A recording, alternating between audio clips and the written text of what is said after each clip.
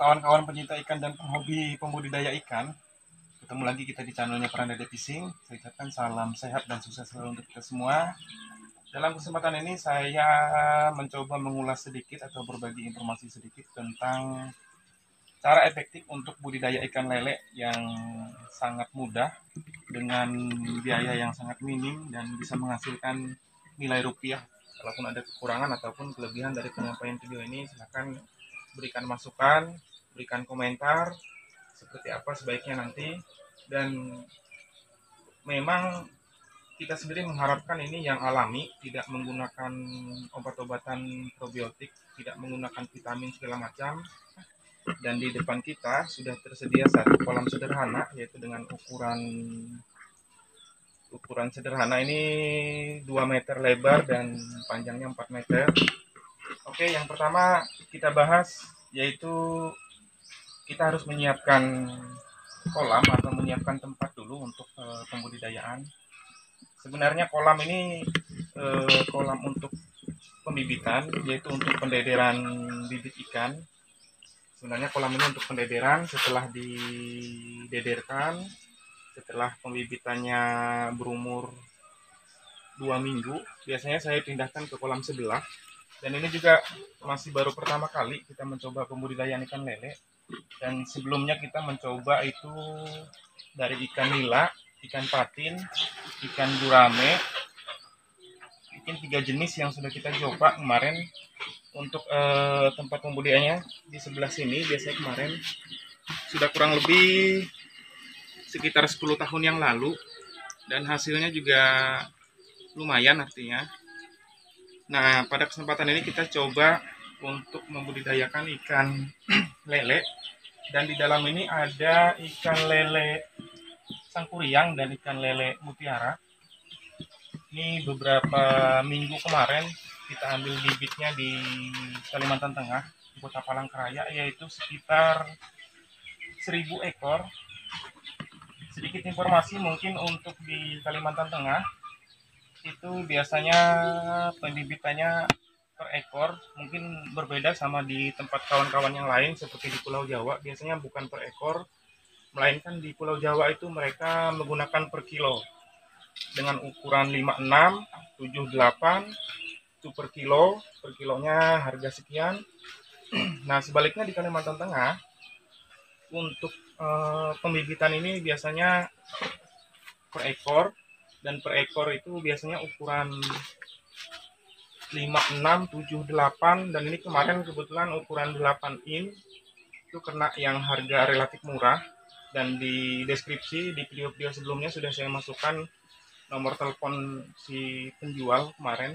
Nah, jadi kawan-kawan yang memang khususnya tinggal di wilayah Kalimantan Tengah bisa menghubungi nomor telepon yang tertera di deskripsi. Oke, kembali ke pembahasan kita, yaitu dengan kolam yang sesederhana ini, saya isi ini coba 1000 ekor. Dan mungkin untuk ikan nila, ikan bawal, atau ikan patin, biasanya untuk kolam seukuran ini cukup kecil dan tidak akan mampu menampung banyaknya ikan.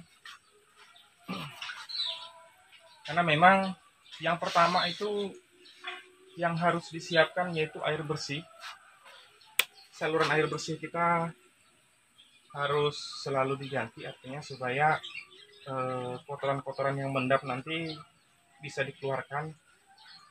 Oke teman-teman, nah ini saya coba perlihatkan sedikit untuk pembuangannya di bagian bawah sini. Di tempat pembuangannya, misalnya airnya saya ganti dulu.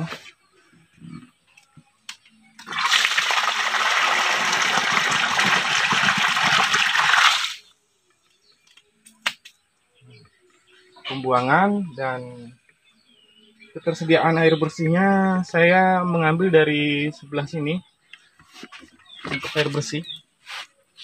Nah, itu ada sumur bor. Nah, jadi dari sumur bor itu nanti mengalirkan air ke kolam sehingga bisa diganti nantinya.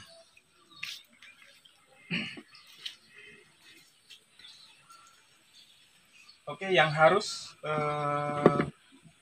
dipahami dan dimengerti di pembudidayaan atau penghobi ikan kolam ini, biasanya banyak teman-teman yang di Kalimantan Tengah itu sedikit frustasi atau sedikit gagal dalam mencoba pembudidayaan berbagai jenis ikan, entah itu ikan nila, patin, gurame, atau ikan bawal. Itu karena memang kurangnya keteraturan untuk menjaga kesehatan ikan. Salah satunya kesehatan ikan tadi tidak salah, yaitu kondisi airnya yang jernih, yang bersih, ketersediaan air bersih itu yang sangat mencukupi artinya. Oke. Yang pertama memang kunci usaha ini memang dia berbuah dari sebuah hobi, berbuah dari sebuah kegemaran, kecintaan terhadap ikan, sehingga keuntungan itu nomor yang kesekian. Nah, jadi awal mulanya itu memang saya sendiri seorang pecinta atau penghobi ikan, dan banyak keluarga saya yang memang lulusan sarjana perikanan, termasuk kakak saya yang paling tua itu lulusan sarjana perikanan, dan kita juga sering belajar, mendengar, membaca, dan juga selain mendengar, membaca, dan belajar pun kita langsung praktekkan di lapangan. Walaupun kita tidak lulusan perikanan, setidaknya kita aplikasikan bagaimana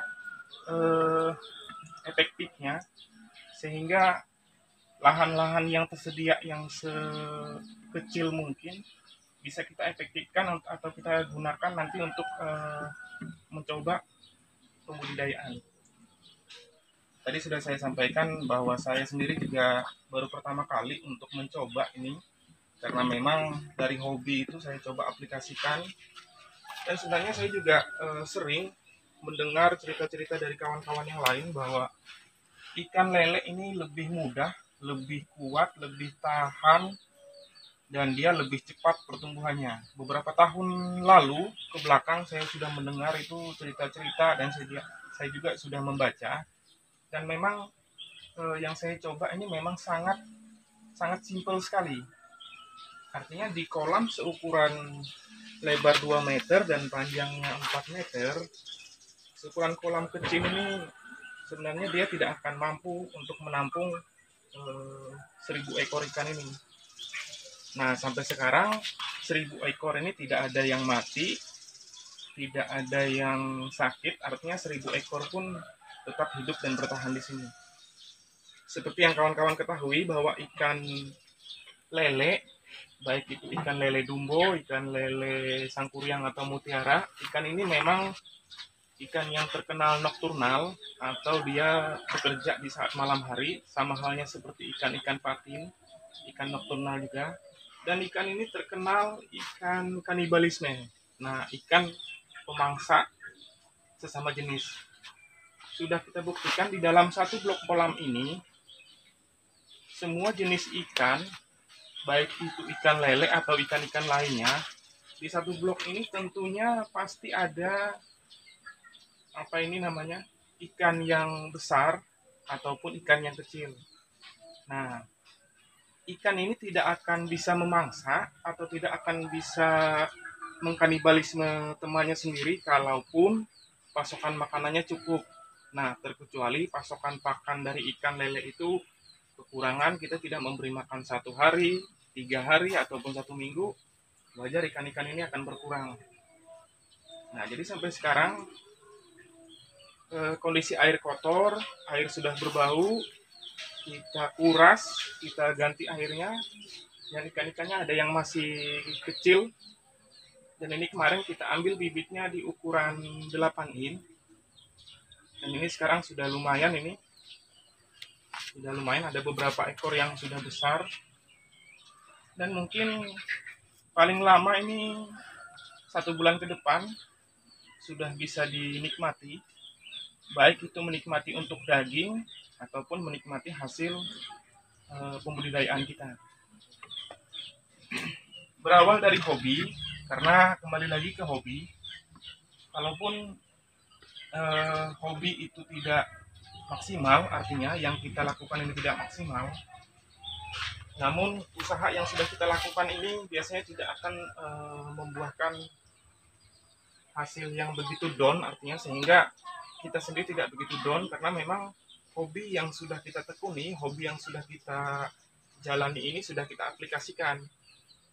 Nah, cuman mungkin teman-teman yang saya dengar itu dari kawan-kawan yang lain, kegagalan itu biasanya terjadi karena ikan sakit, yaitu tidak lain, kembali lagi ke air tadi. Biasanya air ini kondisi keruh, sehingga air tidak diganti, dan air berbau, ikan pun biasanya jadi malas makan. Ikan malas makan, makanan mengapung berlebihan saat pemberian pakan, sehingga nanti menimbulkan penyakit atau jamur di dalam kolam atau di dasar kolam nantinya. Efektifnya sebenarnya kolam ini yang seperti saya sebut tadi, kolam ini hanya tempat kolam pendederan. Namun sebaliknya yang saya lakukan ini untuk kolam pendederan, pembudidayaan sekaligus pembesaran nanti memang di kolam ini, dan mungkin nanti saat kita panen pun mungkin dia bertahap, nanti dipanen lalu disortir, dan nanti sisa-sisa sortiran yang masih kecil itu akan dihidupkan lagi nanti. Oke, kalaupun memang ini lebih bagus, nanti ke depannya kita coba mengisi blok-blok kolam yang kosong, nanti kita coba masukkan di blok-blok samping nanti. Oke, supaya lahan-lahan perkarangannya bisa dimaksimalkan nanti, atau kita pasang jaring atau seperti apa nanti, karena ini kita baru pertama kali mencoba. Karena kita punya 1, 2, 3 blok yang sampai di ujung, dan sampai sekarang ikan-ikan predator yang kita masukkan, yaitu ikan toman, ikan gabus yang kita masukkan sekarang masih berkeliaran, jadi kita nggak berani dulu memasuk. Ini saya coba kasih sedikit untuk pakannya.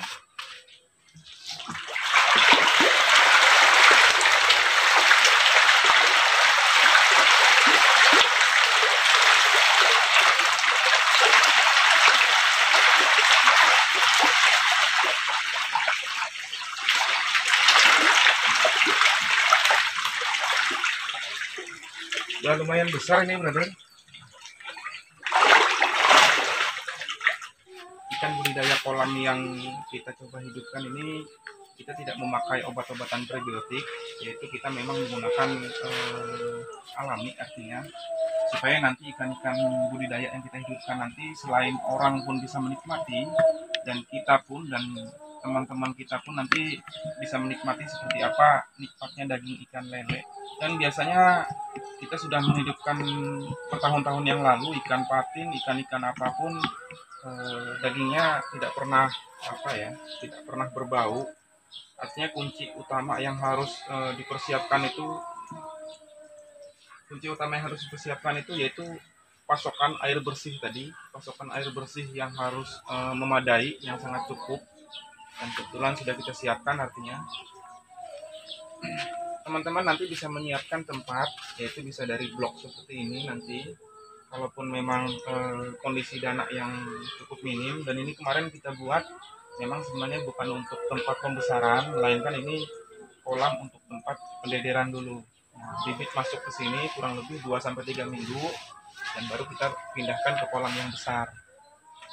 Oke, harus menjaga kesterilan air bersih atau pasokan air bersih harus cukup. Biasanya air ini terasa berbau, biasanya terasa berbau, dan ini wajib kita ganti. Biasanya bisa 1 minggu, 10 hari, tergantung dengan kebutuhan atau melihat siklus dari ikan tersebut. Nah, biasanya kalau punya kita ini, kita ganti setiap 1 minggu sekali, dan kita jadwalkan 1 minggu sekali. Air itu sudah harus bergulir, sehingga ikan-ikannya tetap sehat. Nah, sekarang airnya masih kondisi bagus ini. Oke, brother, dan ini saya coba kasih pakan lagi. Ikannya sudah pada menunggu ini sepertinya.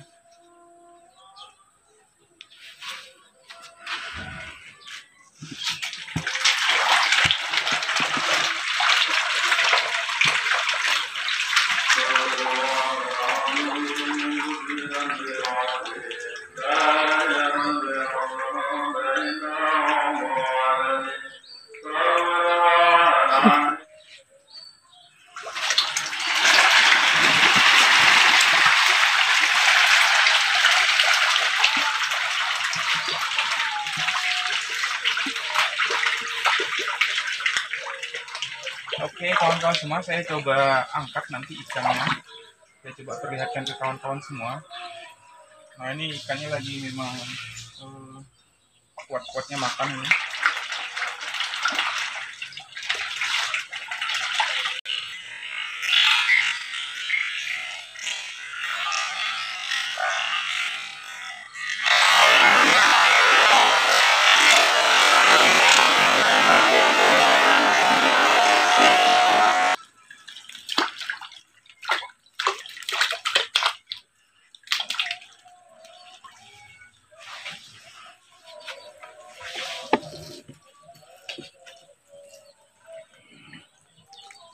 Nah, ini ada yang ukuran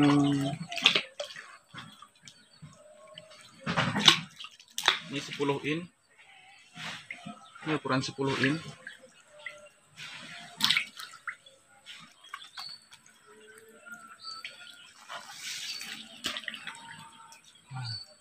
Ini ada ikannya yang besar dan kecil.